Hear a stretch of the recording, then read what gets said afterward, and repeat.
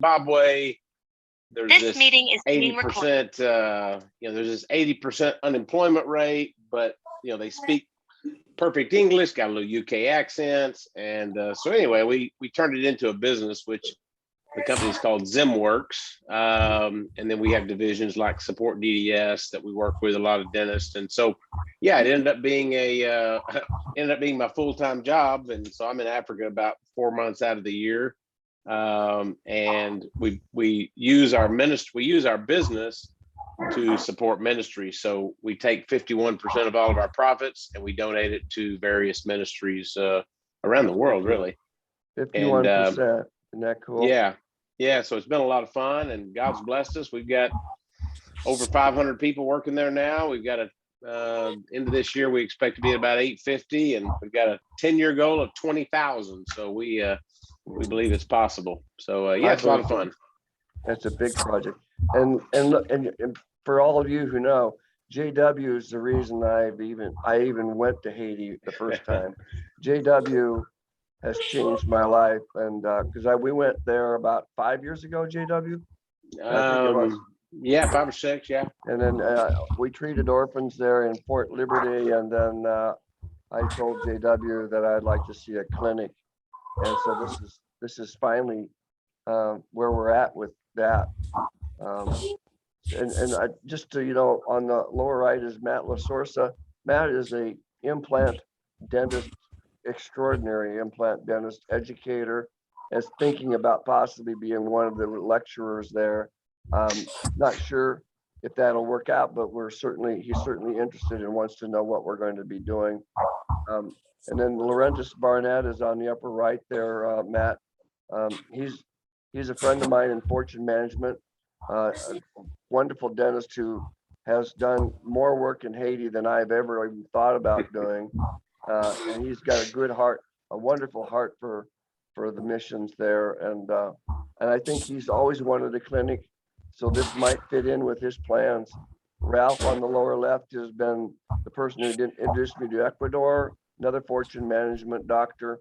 And then of course, Caleb Lucien, who is Hosien Ministries, is on the upper left here. And Caleb is going to be the one that funnels the funds and really helps administer our mission there. So I'm really glad to see it. By the way, I wanted to let you know that Caleb's in the States right now, and you're heading back to Florida and then over back to Haiti. Is that correct? Yes, I'm in Nashville right now. I'll be heading to Florida on Saturday and then to Haiti on Monday. And last time we introduced you, and you talked about the fact that you put a number of businesses up as well as churches. How many churches have you established in Haiti? Jointly with my dad, my brother, we have established about 127 churches. 127. And then he's also put businesses in place. So he believes in combining the spiritual and the physical needs of the people there, and really wants to make sure that we have something that's a legacy that lasts and is not just a donated services. This clinic that we're trying to put together, my vision is for it to be profitable enough that it's self-sustaining and doesn't require a two-week missions coming in and just donating services and leaving, that they actually have a clinic that they can continue to rely on. And there is a chiropractic group that wants to use the building as well. So I think the first thing I want to do tonight is tell you that I'm going to be speaking at the Rotary Club. Caleb is a member of Rotary, a very big member of Rotary. Are any of you members of service clubs? Ralph, are you a member of a service club at all? Okay, and so anyway, I'm going to speak to the Rotary Club next week. I'm going to be presenting this. Rotary is very involved in Haiti, and I was at the Rotary Club with Haiti about a month ago with Caleb, and it was an amazing group. And now I think that I can organize a group that would want to go there and meet with the Haitians Rotary clubs and also probably will want to support the clinic. So JW, do you still have, can you tell us a little bit about what you might be able to do with the clinic as far as equipment and resources? Yeah, I mean, I still work with a number of, I've still got my company called Global Imaging that my son kind of has for the last 4 or 5 years. And we can source everything from really all the way from chairs, units, lights, vacs, compressors, probably at some wholesale cost. If not, I believe some of them would donate it. I think Tech West and a few guys would probably donate compressors and vacs. And then I've already talked to a couple of people about a CBCT, just depending on what we need, but could definitely get probably source a number of cone beam x-rays we could use there. And that would be primarily where I think I could help, is sourcing some of the equipment. That's what I did for the majority of my career. So I could still aid in getting that and helping it get down there. Of course, Caleb could be more instrumental than me in that, but I could definitely help get it shipped down there. And then I'm sure we could get a container and get it all in one load. And then I feel certain y'all probably have more contacts than me, but the Atlanta Dentals and the Nashvilles and the Bencos and Henry Shines, a lot of those guys would probably be willing to give some startup supplies as well. I've started a list of supplies and equipment that we need, JW. Could I submit that to you and see what you think about what part of that you could help us with? Yeah, for sure. And I can make a few phone calls as well. All right. Laurentis and Ralph, I did talk to Bernie, and they did donate money to this project from our mission fund, and they did a great job. It was a nice donation. Ralph, do you have, I mean, you've done more mission trips to different countries than I have ever thought about doing. Do you have some advice or some questions about the project? I want to know what your questions and thoughts are. Well, I think what you said a couple of minutes ago about the fact that you want it to be sustainable instead of doing a drop in and work like crazy people for a week or two delivering dentistry and then leaving. Yeah. Which is what our missions really were, and that was the way it was designed through the people that I went through, which did have an impact. Was always not exactly the way we would like it to have been, though we wish that it had been ongoing and sustained. So the concept of having something that's ongoing, where I guess you'll have salaried dentists that are in Haiti full time, or I'm not quite sure the structure. This is my first meeting with this, so I'm listening and just trying to get a feel for what it is that you guys are around, what you guys are doing. And obviously donation sources are pretty pivotal on that too, to keep everything flowing the way it's supposed to be. So I'm really more just listening and figuring out what you guys are saying and see if there's any way that I can contribute with some of my background or just going forward, learning something and then trying to help out. Well, I think our most urgent need right now is to raise some money. Here comes Amanda. I just sent her the new link. She was looking up saying, get on this, girl. Amanda Canto is coming in. She's also a fortune management doctor who's worked with us in Haiti. Hi, Amanda. Can you hear us? Yes. Sorry. Amanda. Amanda's from Houston. I don't see you. One of the things, Rick, I think we need you are. Yeah, go ahead. I think raising the fund is one thing, but I think we need to put together the board so we can put some order, build the credibility, because if we don't get it organized and say, this is who is on the advisory board, and then just make it clear so when we communicate with people, they know it's not just people going and do things as they wish. But we have the structure in place, so that we can clear the vision, we can present it clearly, we can communicate it, and so forth. Yeah, Candra's coming in from Chicago here. Hold on a second. Okay, so I agree. I would like to see if there's enough interest group that people would formally commit to being advisory board members, would actually divide up jobs. Is that what you're talking about, Caleb? Yes, divide up jobs. Define what those jobs would be. I know that we've gotten some kind of a job description for JW right now, as far as equipment procurement. And I would love to see that happen with everyone here. I do think that a clear vision has been, can be done. I've got a paper that I've written on this is called a proof of concept clinic that we're putting together right now. To answer your question, JW or Ralph, we do have a dentist who just graduated from Dominican Republic. She's now a dentist who we want to put in the clinic and be there full time. So she would be there, not only using the equipment for her practice, a portion of the equipment, but she would also be the one who helps organize people who call in and groups that would like to be scheduled for the clinic to use it.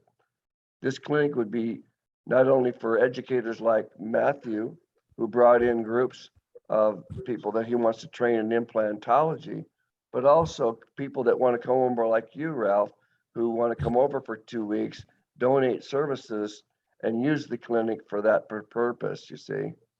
And there would be a fee for them to use the clinic. Oh, here. And they wouldn't have to haul everything over there, all their equipment, their chairs, their compressors, things of that nature. You see what I'm saying? So there's an income source that way. How equipped is the existing clinic now? There's nothing equipped right now. All we have is a bare building. I can show it to you if you'd like to see it. I think I saw that online. I was trying to figure out where it was at. Just a bare building, and it's got a lot of room and good solid walls. It's got a solid foundation and a good water source and a lot of land around it. It's gated, so you have to be let into the area where the clinic is. So the security is pretty good too. Okay, it's up on a hillside. Yeah, go ahead, Ralph. So you need all the equipment you need all this money, number one, for the equipment, and number two, to pay the dentist and the supporting staff. We figure it's going to take about 300,000. It's going to take 300,000 to buy the building, $100,000 down to just secure it, so it doesn't get away. And then it's going to take another 700 grand to equip it the way we want to. It's going to need new wiring, new plumbing, security, air conditioning, solar panels, and maybe a backup generator. Although Caleb says that the grid is not too bad in Capacious. Is that right, Caleb? It's not bad there, but we still would need to have a backup in case. You need a backup generator. Yeah. And we lost power. Our missions, we were losing power all over the place. Yeah. We agree with that, Ralph. And so it would require, and then there's going to be some driveway work that needs to be done, floors refinished, lighting put in, and I'm hoping that this will have a lab as well. I've been talking to Dandy about the possibility of putting a place there and making it an all digital lab. Everything would be digital. Their impressions could come over digital. And Caleb, did you say that the internet is cable over there? Fiber optic. Fiber optic. Okay. Yeah, that's good. And it's pretty good. Yes. Okay. So I was thinking we might have to have a satellite cable system put in, but here's what we need. We need money. We need plumbing. We need electricians. I mean, they have all those over there. So, I mean, Caleb can hire these people. But they can give us the treatment, the floor plan, and we can go ahead and plan this clinic.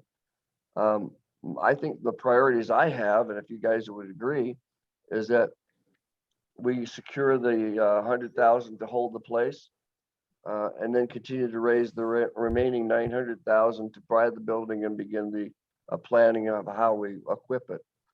I believe that the clinic will be self-sustaining, Ralph, because not only will the people that come in and want to use the clinic have to pay a fee, but also people like Matthew who come over and bring maybe 10 students with them.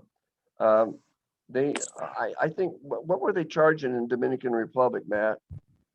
So I took Sam's course in the Dominican, and I think in 2018, Yeah. and it was about 15 grand a week. Yeah, it's 15 grand.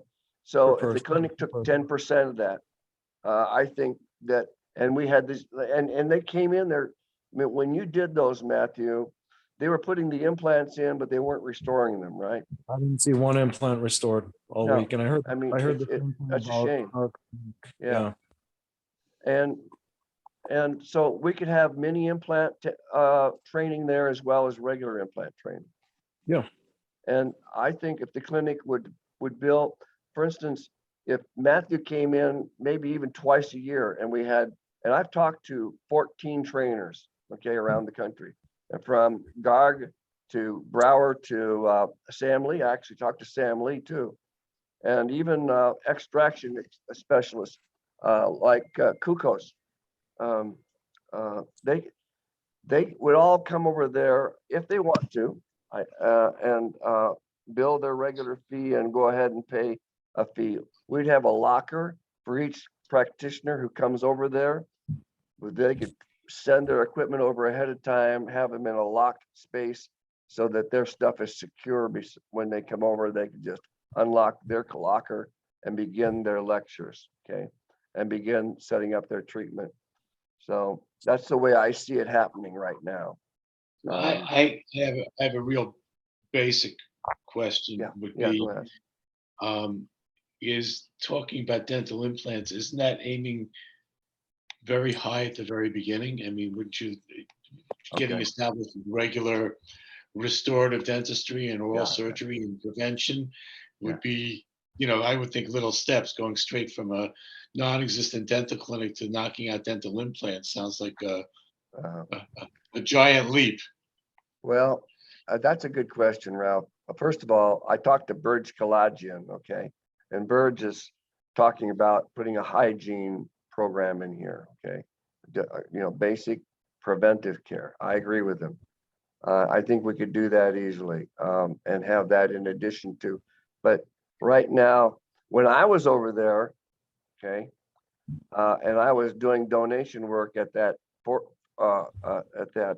clinic, there was not a lot of gum disease. Caries was not as prevalent as it was in Ecuador. It was not as prevalent. I mean, Okay. you'd have a tooth or two that would be completely bombed out, but the rampant decay, I didn't see it, Ralph. Didn't see it. Well, I'm putting my Ecuadorian brain into that. Yeah, it might be their diet. I'm not sure what it is. Maybe I don't know what it is, but the problem is. Laurentis, I'm Yeah, sorry. go ahead. No, I mean, Laurentis, you've been over how many times to actually do mission trips? Yeah. What do you see when you've been there? Because you've done both. I mean, you haven't done Ecuador with us, right? No. You've done Haiti.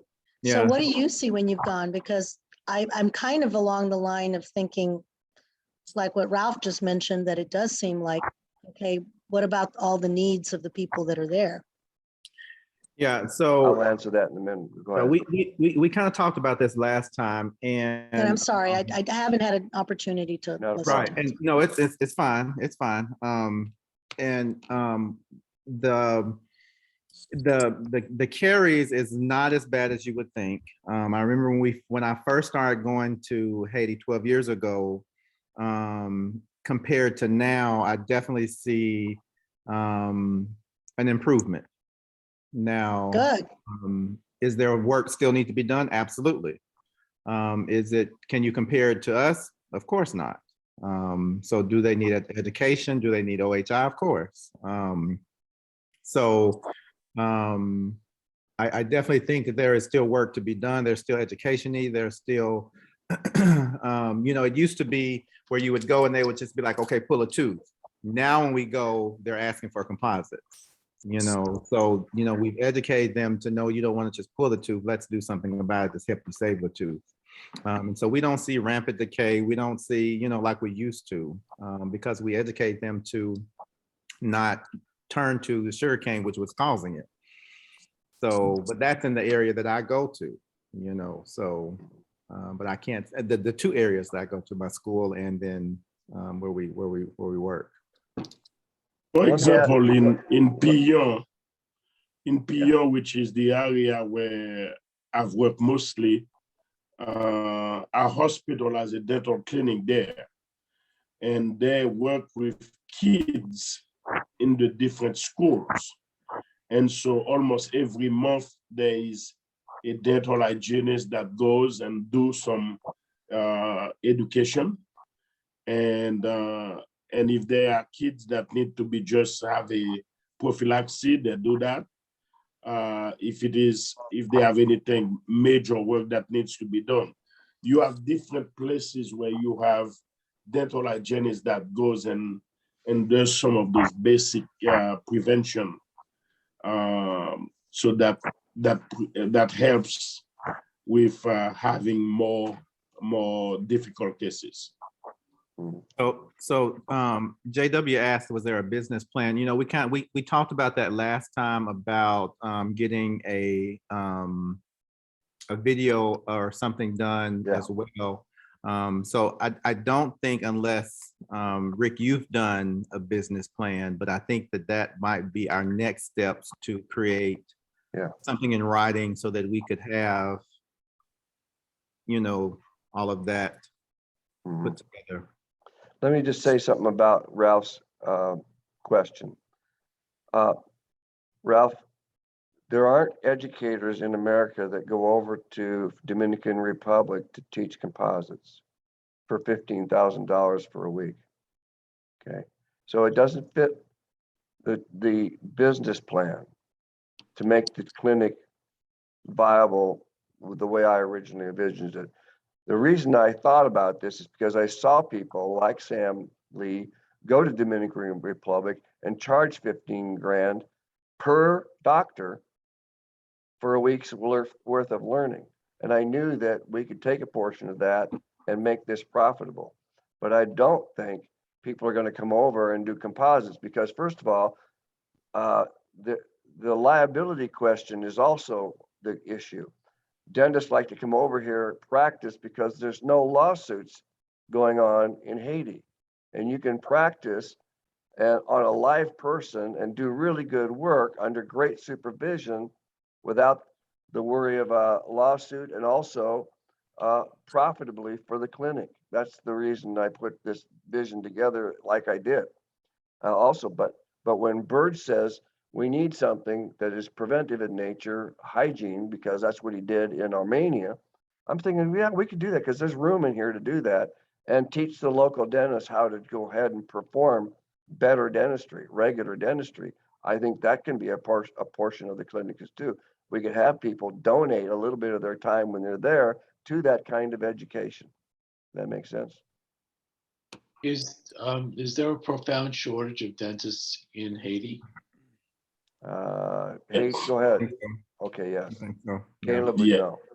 Caleb would know. Yeah. Yes. I'm sorry because I apologize that I have not had an opportunity to see the first meeting. So if this is a stupid I have question, not forgive me. And Yeah, then- I just haven't had a okay. chance, so I'm so sorry. No, They're But not then- playing catch up. Yeah, so I apologize. I just want to understand then, are we talking about this being completely we wouldn't be going over to doing mission trips to take care of children the way we've done it in Ecuador? That's my question. people can do that. They, like if Ralph or you wanted to put together a two-week mission trip, come over there and treat children, you just have to rent the clinic. There'd be a fee for that. Okay. The clinic would have, it has to have some kind of profit potential to stay afloat. But yes, you can do that. I'm not quite sure I understand the rent the clinic part. If Yeah, we, I think that's something we should talk about. All right. Yeah, I don't know about that. All right. I mean, so that means we're gonna take over all of our supplies and our time, and we have to pay you or pay the clinic to take care of, I don't know about that. I think a better way to frame it is Mhm. if you come and you're not necessarily renting the clinic, but when you come, these are the services that you pay for, or this is what you get when you come. Maybe it's lodging and you pay for lodging, or it's food, you pay for food, you know what I'm saying? So, and you don't bring your supplies. We have the supplies, so you maybe pay for the supplies, you know, but if I'm coming to do a mission trip and I have to pay for it as well, that may not, I don't think you'll get many people Mhm. willing to do that. No, because I mean, it already is a huge investment Mhm. on our part to take it, you've done it, for us to take our time, get out of our offices, get all the materials, pay for all of that, and, get over there and spend our time. And then for us to also have to pay for the clinic, that's a bit much, honestly, in my opinion.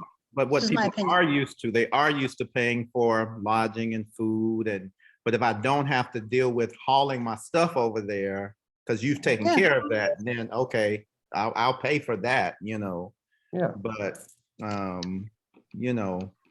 But to pay rent seems kind of, well, there are two things going on here. Really, to me, what I'm getting out of this, correct me if I'm wrong, Caleb or Rick, is that you're trying to form a permanent presence there. Yes.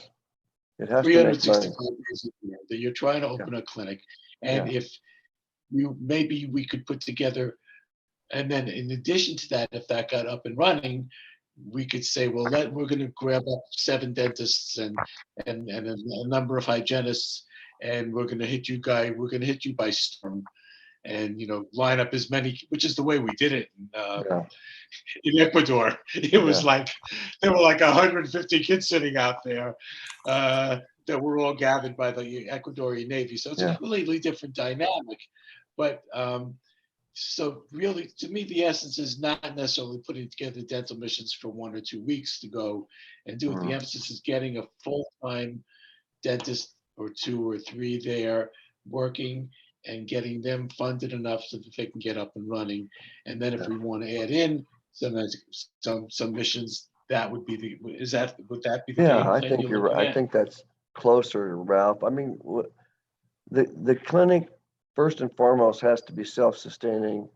And if it's completely full every week by dentists coming in, donating services and not paying enough money for the clinic to survive, it's not going to work. We got to figure out a way to make this financially work. And that's why I have to have people like Matthew's groups come over, or trainers that actually dentists come over to put a lot of money into coming there. That's their main model. I believe that donations, if donated groups come over there and dominate the clinic, it's not going to work financially. I don't think it's going to work. So here is a question, and Caleb, maybe you can support with this question. So I do agree that the Haitians need to pay something for their dental work. They have to have a buy-in. They need to pay something for it. However, many of the Haitians don't work.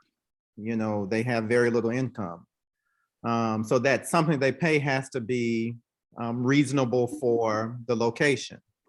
I guess my question is, if we're looking at this to be a clinic that sustains itself, what is the reality of the Haitian population being able to come in every week and actually pay for dental work in Cap Haitian? I think we would have to determine exactly, number one, the type of service we are offering. I think when it comes to being sustainable, we're looking at more of the sustainability part, I think, would lie in terms of the kind of group that would be coming, and also the type of service we are offering. And now, administration is my part. The dental aspect, I cannot speak much of it. But the model that we've used in other mission groups is that when a team comes, for example, if a team, I understand what Amanda is saying. When a team comes, they come to serve. They have a series of equipment and materials that they bring. I think it's not really, I think it's the language that we need to adapt to what it is that the team is going to raise the necessary funds to do the work that they need. So when they come, they don't take away the supplies that we have, and then they leave, and then we don't have anything to work with. And I think it's something that we would have to work out the details, because it's not completely formulated in terms of what it is that how we're going to approach it. Yep. And I don't want to have a limiting belief. However, I don't think that the Haitian population coming in every week will be able to sustain itself alone. And so I think that's the reason why, you know, having the implants or the whatever coming in will be necessary. So for example, there is an eye clinic in Tigua that is funded by the Presbyterian Church, I think. And so they offset the eye clinic by, and I think without the Presbyterian Church, they wouldn't be able to sustain itself, because the Haitians that come in can't afford to go into, you know, to have done what they need to have done. And I think it's going to be the same way. You know, they may go in and pay for an extraction, but as we move on up to fillings and other things, that's going to be costly. Right. So even if we have, you know, technology like CEREC, and you know, that's still going to be costly. Even if we scale it down, it's still going to be costly. And so, I mean, because if you were to put a clinic here in a population that even comes close to what you would see in some of these countries, Haiti, Ecuador, whatever, they can't afford it. They cannot afford for the treatment. So how do you sustain that? I agree. It's kind of, it's almost like that's a country that I would just see as we need to go and help. How do we keep them sustaining it on a weekly basis? Yeah, there has to be another source of funding for the clinic, because it's not going to come from the Haitian people. Yeah. And that's what we got to figure out, where that comes from. That's why I said the groups that come in have to fund the clinic. And I don't know if that's going to be it either.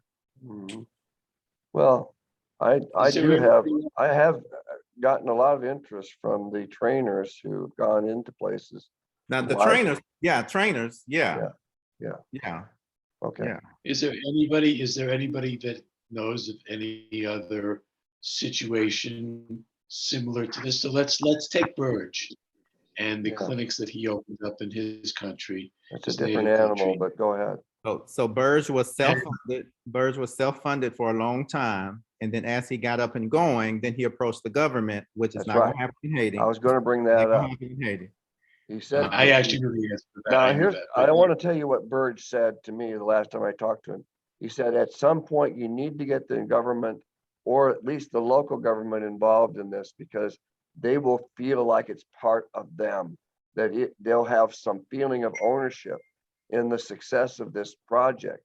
And I agree with that. Do you agree with that, Caleb? Again, it depends on what kind of government that we have in Haiti at this Well, I'm right not now. asking At this to point. At the time. I'm the just time. asking them how to get involved. For At the I- moment, yeah. example, Yeah, go ahead. So For I'll give you a example, little. So uh, what happened, it's, the answer is, I don't know that much about the Haitian politics, but I started to learn about Ecuadorian politics. And the only reason why the Navy, the Ecuadorian Navy supported us was because yes, they wanted to help their people, of course, and also because it was great PR for them. Yes, Look at our Navy, look at what we're doing for the locals. yes. Aren't we wonderful? Which is a great, yes, you were wonderful, and we did do it. So I'm busy, really trying to think that this is a very different approach that you're putting together here than what we actually had in Ecuador. For those that don't know, I'll give you if you want, I'll give you a very brief synopsis of how that worked. There was a lady that is Ecuadorian born, American, living in America, married to a United States citizen. She's a US citizen also. And she was able to put together a lot of funding and brought these dental pods, which was suction and chairs and lights, compressors, and they stored them in these gigantic bins, and probably 7 or 8 of these completed units, and we could move it around the country. The Navy would move it around the country to different locations, and then there were 2 separate groups that went for 1 to 2 weeks a year that would do the dentistry, and then they were gone. And for a lot of these kids in Ecuador whose teeth were, I've never seen, I'm a retired pediatric dentist, and I've never seen as much decay in 1 week that I saw in my lifetime in the States. That was terrible. And we did a lot of dentistry on these kids, and then we left. Yeah. And to have a permanent structure there would be ideal. And I'm just trying to figure out. I think that you're gonna need a constant source of revenue raising. Wow. Period. I mean that's the bottom line. Is if you're looking to raise $1 million, you're gonna have to have some very aggressive fundraising people, and get endowments from big companies and whoever and whatever it takes. To support this. Obviously, I do believe, I'm a firm believer in that people have to pay for something to value it, whether it's a $5 visit to the clinic if that's what you can afford, or whatever it's going to be. But people would be nice if they did pay as they went along, but I don't imagine that it's going to ever cover the cost of what it is that we're trying to do in their mouths. Yeah. So what to me, the one-on-one basis of this is, how are we going to get the money to make this happen? Okay, let's address that in a minute. Caleb, what was you going to say about the government? One of the examples I was going to use is that right now Rotary is doing a water project in Haiti, which is at the scale of the eradication of polio. And basically they want by 2030 to provide potable water to the whole population of Haiti.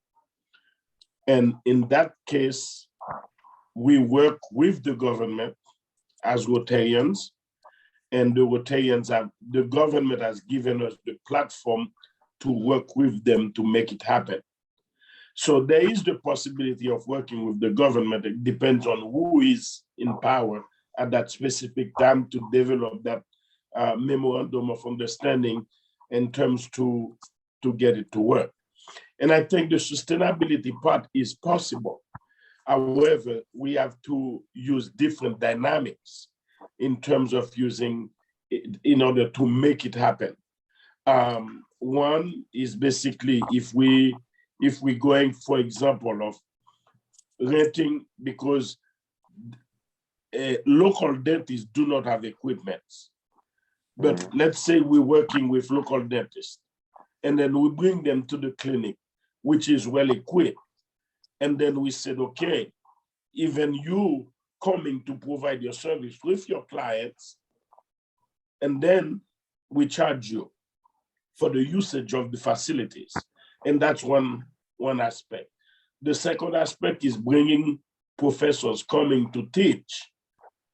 And that's a second way of bringing income.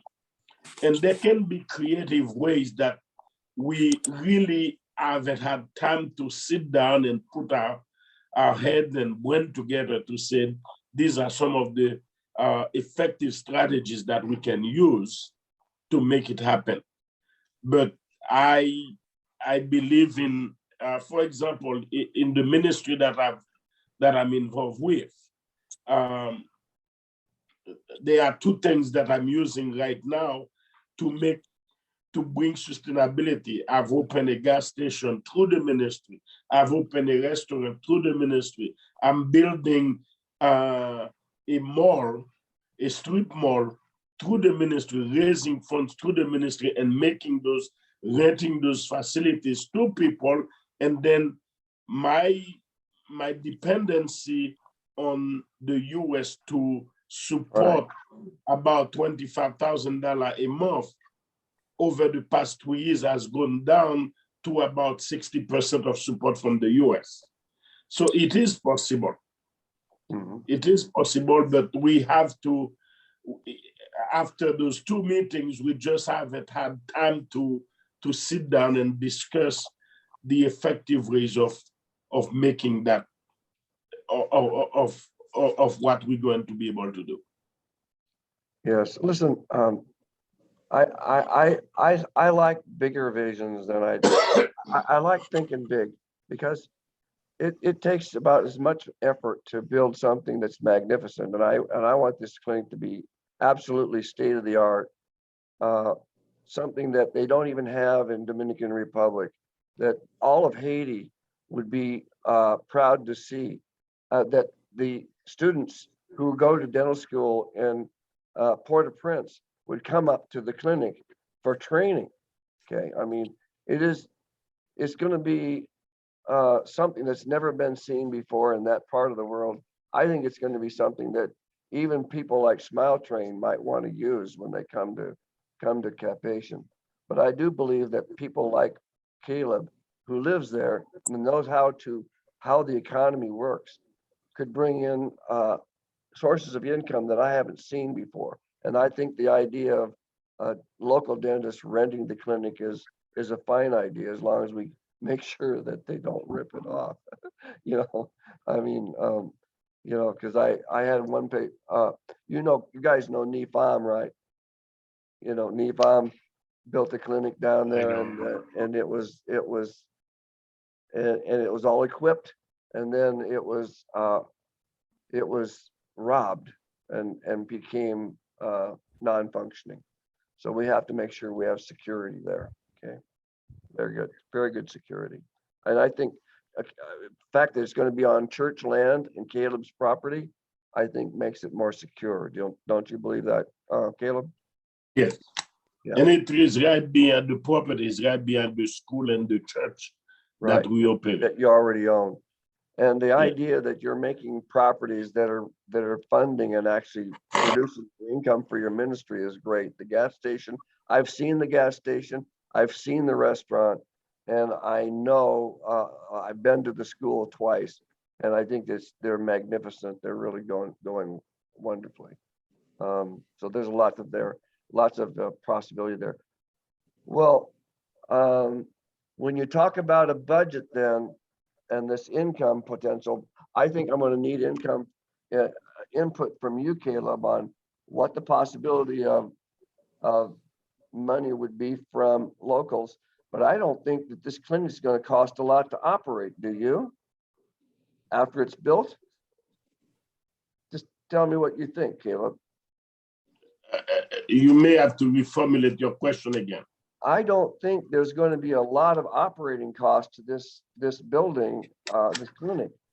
There's going to be a dentist there who's going to be generating her own income and possibly also generating some rent for us, right? Well, again, we have a lot of dynamics that we have to think through, Rick. I don't think I can give you. All right, I'm going to write that down. Yes, a response right now, because we have to see, because you have water, you have electricity, you have all of those things that, yes, there are operating costs that are associated to running a clinic.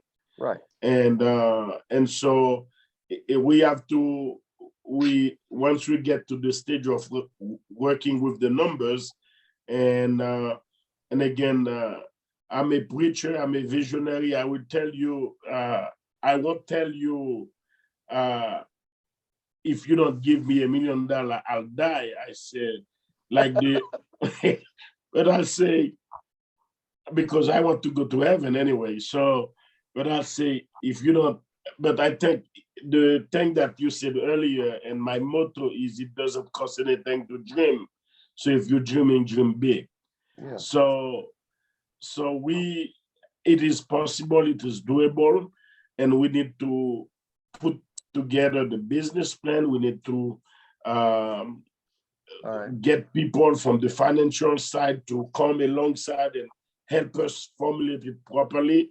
We need to do the projection and everything, and see how it is, income, expense analysis, and all of those things.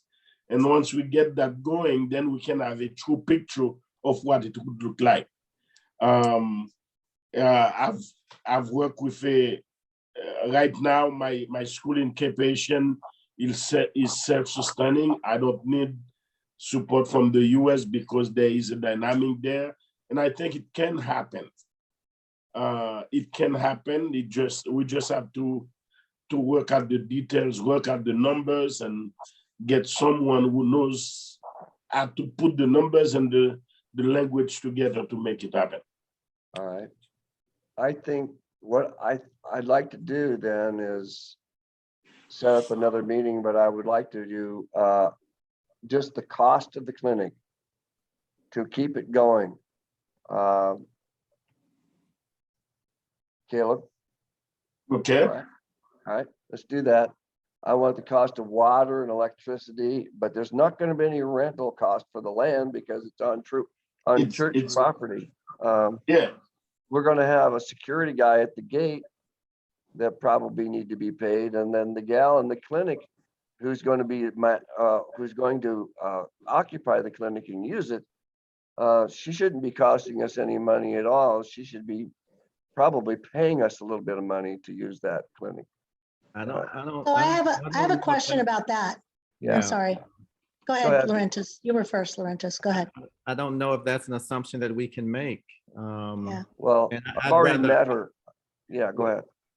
I'd rather err on, having to pay a salary than, Sure. you All right. know, assuming that, she's gonna pay herself, and the reason why I say that, I have some friends who are Haitian doctors, Haitian dentists, who have worked in clinics, and some from previous experience, I would just say that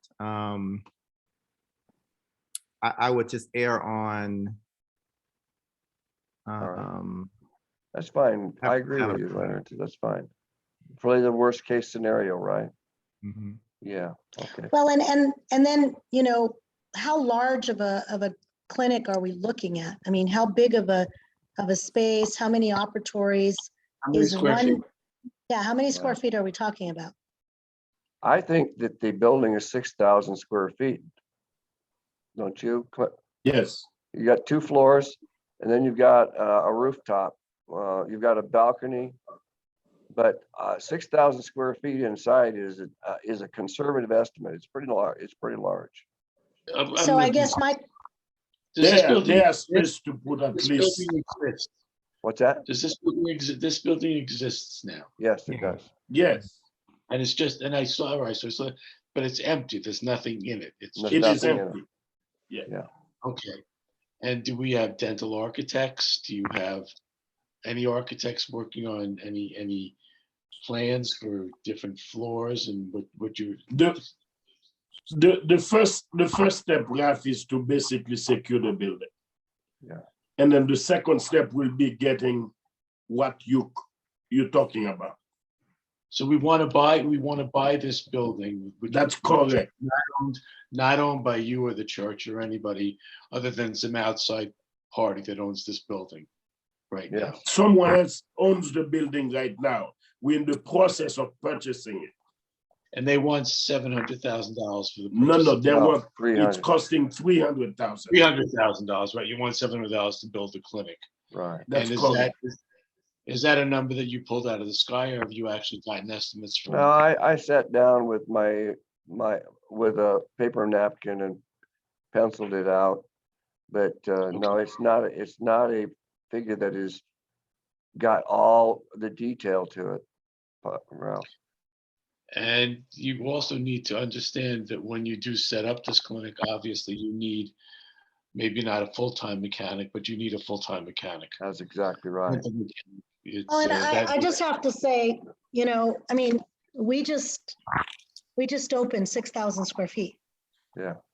And if I had to take care of that, and I have 34 years under my belt, if I had to, and I understand that we're talking very different numbers here in the US than we would in Haiti, but Right. nevertheless, that is a large office space for someone who is just coming out of school and has no, We're not going to equip background, it all.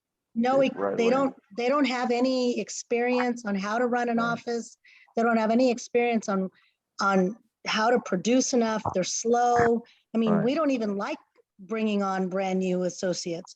No. So my concern and my question would be, is how really equipped would that doctor be to be able to handle that level of a situation? Because 6,000 square feet of a dental clinic that's going to cost $1 million Mhm. is a lot of money for somebody who doesn't know what they're doing yet. No Haitian has the ability to do this. Not even, none of them do. I've been there. I've met, I met, well, at least one of the doctors there. And, all he does is extract teeth and does an occasional composite or something. Like they don't, no, really, it's just a body to learn. They're going to be learning, and they're going to keep the building under surveillance and also coordinate the groups that come in to visit. Then you mentioned though that doctor would be bringing in locals to produce and to keep No. that viable and keep it going. We're Did I miss We're that? talking about that. Yeah, we're talking about that. Caleb just brought that up. Okay. Yeah. I go ahead and finish your thought. Don't let me cut No, you off. I'm just wondering about the sustainability, because when Yeah. you're talking about investing that much money and you're saying, it needs to be sustainable, how is that going to happen when, I mean, and I have to tell you, I don't have any experience on doing any of this. I do, however, understand changing governments, because I mean, I grew up around the Panamanian governments, and it's like, I've had family members that were in a good time when the government was all on their side, and then all of a sudden flip flop, and you're out and you're poor now and you're dead, you're done. So how do you, with Haiti being so volatile politically, how do you protect that? Caleb? I've been back in Haiti for about, that's 1989 to today, 33 years. And it's basically make them, I learn school, we have two schools, one of about 1,100 students, one with about 1,200 students. It's basically making it belong to them. And it's the nation that protects whatever they have. It's not something I have control. You don't have control of what's going to happen from one day to the next. But what you can do is continue to live and plan and dream and build, because the next generation will have to continue the work that's being done. I wish I had a magic answer to how to protect, but we do everything from a physical standpoint to bring the level of protection and security, but it's not in our hand. It's Yeah. When we went to Ecuador, we had the protection of the Ecuadorian Navy. When I was in Mexico, I've been there quite a few times, and you go through the airport, it's not uncommon to see soldiers with guns I don't know. I don't think you can abandon a country and just say it's not safe enough. I'm not going to do anything there. That's just doesn't compute with me. That wasn't my intention. I No, don't I think know, that that's I what know. I meant. I'm That sorry. wasn't what I meant. I No, meant about the sustainability of it Yeah. being, you know,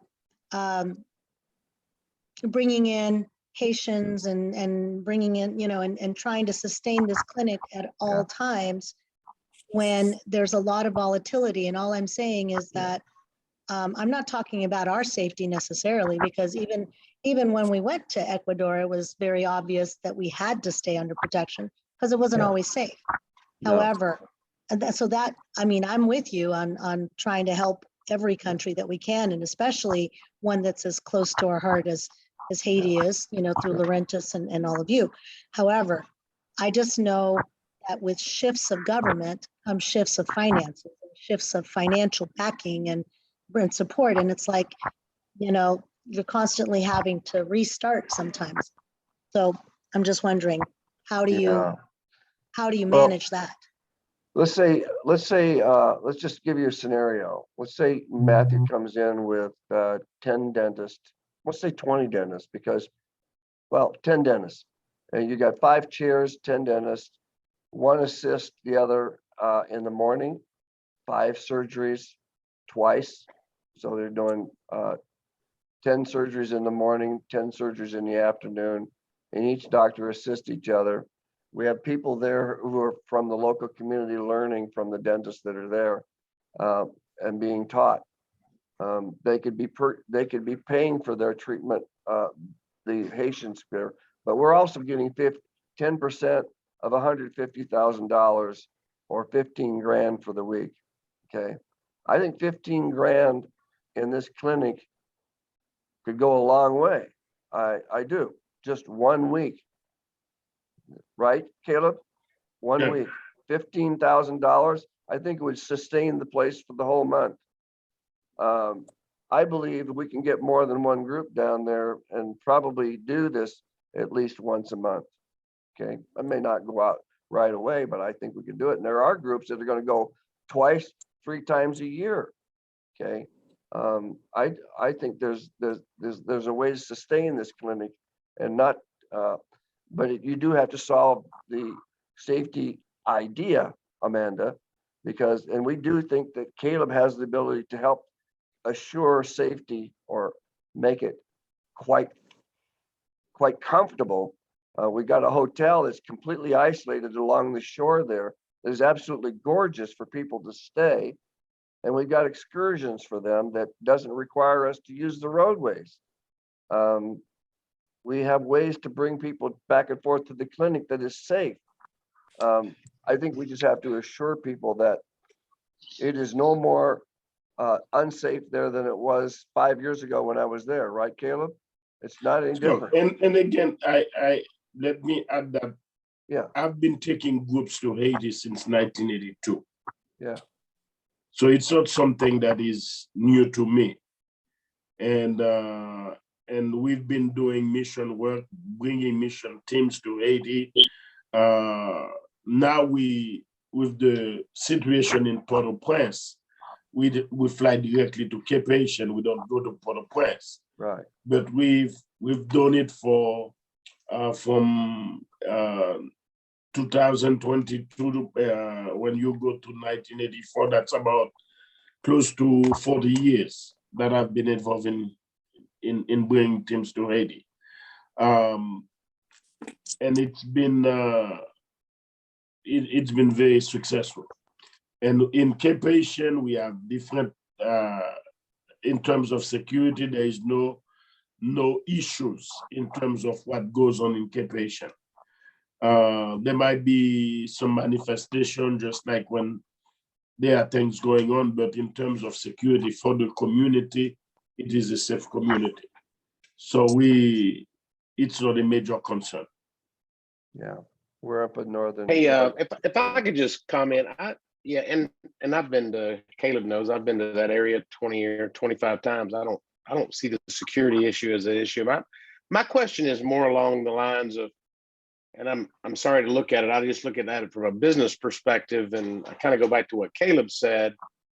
There's no plan, and it seems to me the first order of business would be to write out a business plan, be specific about how it's going to be used. You know, is it going to be used for the implant teams that come in? Is it going to be used locally? Who can use it? Who can't use it? But you know, if you don't have some really hard costs, Yeah. I'm just speaking for myself. We have I agree. a self-directed fund that we give a lot throughout the world, and I wouldn't donate to this cause if you said, "Hey, I need $100,000 to secure a building." I would say, well, "What's the plan?" Yeah. You know, we're going to buy a building and do what? I mean, I would want to see a business plan that starts from, here's the building, here's what the design looks like, here's the cost of the building, here's the cost to operate it, here's how many staff members we need, here's a Right. proposed P&L, how much it's going to cost to do it, because I would want that in my hand before I wrote a check for $1. I'm just being, you know, Yeah. quite upfront with you. And I don't know anybody that I would go to raise money if you didn't have that in place. And I think talking about security and all that's fine, but I don't think it gets to the brunt of the viability of the clinic and the business plan. Just what's the plan? I want to make sure that I clarify. I wasn't talking about security as in securing ourselves. I You was meant the talking equipment, about, yeah, I was talking about the financial, Yeah. the equipment, exactly. you know, I was talking about financial security. How do you secure it from one government person to another government person? How do you know that they're not just going to take it up? And I don't know that. And so I wasn't talking about our security at all. It wasn't about that. Mine was talking about financial security. And I agree with you, JW, is that, you know, I would be hard pressed to even think about asking for money if I don't understand Right. what the plan is. That's all. I agree. Yeah, right. Yeah, I You know, on Thursday, Sherry and I are going down to Coral Gables to the Platinum meeting, and we were asked to speak a little bit about our service committee. And you had said that they already had donated some money. So I'm busy trying to integrate this into the 15 minutes that I have to talk in front of the group. And because this is a group that does have the wherewithal and does have finances, and we can, believe me, I learned how to turn them upside down and shake out their money from their pockets. So I can do that. But I'm not quite sure what it is that we're specifically asking for. Yeah. Other than donate as good faith to the to help purchase. Is it donate in good faith to help purchase a building in Haiti so that they can open a dental clinic? Yeah. That's really, to me, you need the whole business plan. I agree, but the 101 is get a building. Yeah, it is. And look at, you guys know as well as I do, you guys that know me, is that I'm not CEO of Oracare. Okay, and there's a good reason for it. There's a good reason for it. You need a Bob Martino for that kind of thing, you know. So, but anyway, I want to work with Caleb to put together a P&L, and because I believe it's going to be very inexpensive to run this clinic, but I'm just talking from the top of my head, and you need hard figures. And I agree with JW that it needs to be done and presented, and then everybody needs to tear it apart. Okay. Well, and so like JW said, I think it's deeper than just the numbers. I think we need like the full plan of how we're going to execute this from A to Z, like how we're going to make it successful. Okay. If the A to B plan doesn't work, then what's the XYZ plan? So that, if we, present it to Platinum, or if we presented it to the next group, then they feel comfortable writing $1 million check, so. Yeah. All right, that sounds good. So I think our marching orders we could get something that is presentable that we can look at next time. Okay, something that's a P&L, right? Is that something? I mean, is that? And I'm like you. I mean, I'm I'm more of a visionary than a numbers guy, but I've got a numbers guy at my office. So is that something that we've got lined out? Somebody who can take this and Well, would your take man the help us structure out? and Would your person help oh us yeah, out? yeah. Okay. But he wouldn't be able to source numbers. He wouldn't know the construction cost. And No, I think if he had a draft of an outline, he could put together a nice business plan, but would need to, and I heard you say about the $100,000 for the loan, Caleb, or for the building. It's like, okay, that's 100, but what are the terms of the rest of it? Do you have 2 months to get the rest of it, or 5 years to Yeah. get the rest of it? go ahead, Caleb. So Basically, what the owner told us is that we give him 100,000 and we tell him what plan we have to pay him the rest of it. We could tell him. seems Seems reasonable. pretty flexible. Yeah. Do we have a value that this property is worth, whatever they're saying it's worth? I asked Caleb if we could lower that price, and he said, no, it's very firm. But what Okay. is it worth? What is it worth? Yeah, what's its They were asking what's about, Zillow value? What is Well, Zillow seeing? they were asking 650,000 for it. Wow. How many acres is it, or hectares is it on? It is about we don't deal with acres, we deal with what we call kawo. One kawo is about 3.3 acres. Okay. And so we are about close to 10 acres, but it is hilly. And then a Very huge hilly. building on it. Very, very steep.